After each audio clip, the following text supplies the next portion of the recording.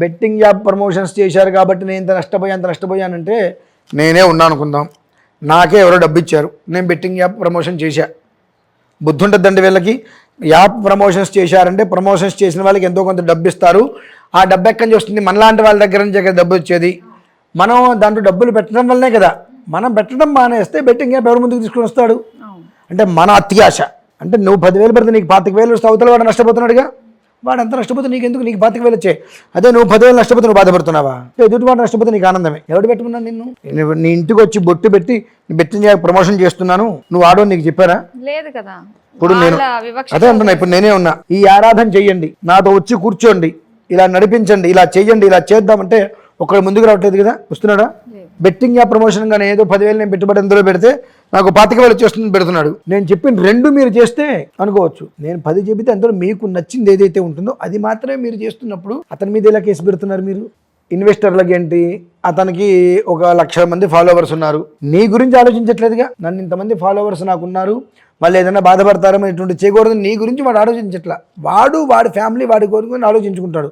నువ్వు నీ కుటుంబం గురించి ఆలోచించుకోకుండా ఇటువంటి వాళ్ళందరినీ పోషిస్తూ తప్పు చేస్తుంది ఎవరు? మన గురించి కూడా మనం ఆలోచించుకోండి. ఇక్కడ ఒకళ్ళ మీద నింద వేసే ముందు మన బ్రతుకులేంటి, మనం ఎలా ఉంటున్నాం అనేటువంటిది కూడా జనాలు ఆలోచించుకోవాలండి. బెట్టింగ్ యాప్ చేశారు, వాళ్ళని కేసు పెట్టామనంటే వాడు చేశాడు ప్రమోషను. అసలు నిన్నెవడాడమన్నాడు? అప్పు చేసి మరి ఎవడాడమన్నాడు? అంటే ఏంటి? నువ్వు 10 లక్షలు అప్పు చేసి అందులో పెడితే నీకు 25 లక్షలు వస్తాయని చెప్పాడుగా. అంటే నీకు ఒకవేళ నిజంగా 25 లక్షల రూపాయలు వస్తే అవతల వాడికి 15 లక్షలు నష్టమేగా. అది నీకు సంతోషం. అంటే మన బ్రతుకులేంటి, ఎంతసేపటికి కూడా ఎదుటి వాడిని మోసం చేయాలనే దురుద్దేశంతో నువ్వు ఉన్నావు. కాబట్టి ఇటువంటి ప్రమోషన్స్ యాప్ వస్తున్నాయి. నీ దురుద్దేశం ఏదైతే ఉందో అదే నేను నాశనం చేస్తున్నాయి. నువ్వే వెళ్ళటం మానేస్తే అసలు ఈ బెట్టింగ్ యాప్స్ వస్తాయా? రావుగా. మరి తప్పేవరదండి ఇక్కడ. వాళ్ళు ఏదైనా చేస్తారు, మనకు ఉండాలి. నీ తల్లిదండ్రులు నీకేం చెప్తున్నారు? వాటి జోలికి వెళ్ళకురా అంటున్నారు. వెళ్తుంది ఎవరు? నువ్వు వెళ్తున్నావు. నువ్వు నెత్తి మీద కొని తెచ్చుకుంటున్నావు. చివరికి నేను నష్టపోయా అని చెప్తున్నావు. అసలు నువ్వు నష్టపోవడానికి నువ్వు ఎవడివి? నిన్ను వాడొచ్చి పిలిచారా పెట్టమని చెప్పి? ఎవడొచ్చి నేను పిలవలా, నువ్వు వెళ్ళావు. నేను ఇక్కడ కూర్చొని ఇప్పటికీ 4,500 పైన వీడియోస్ చేసి ఉంటా. ఏదో బెట్టింగ్ ప్రమోషన్ చేశాను, నాకు 4 రూపాయలు వచ్చినాయని. నువ్వు ముందుకు రావడం నీ తప్పు. ఎందువల్ల? నేను చేసిన 4,000 వీడియోస్లో ఎన్ని వీడియోస్కి నువ్వు ముందుకు వచ్చావు?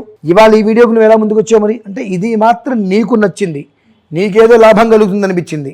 దేవుడికి పూజ చేయాలంటే నీకు రూపాయి ఖర్చు కనిపిస్తుంది. బెట్టింగ్ యాప్ వల్ల ఏంటంటే నీకు 10,000కి నాకు 25,000 వస్తుంది రాబడి నీకు కనిపిస్తుంది. అంటే ఆశ.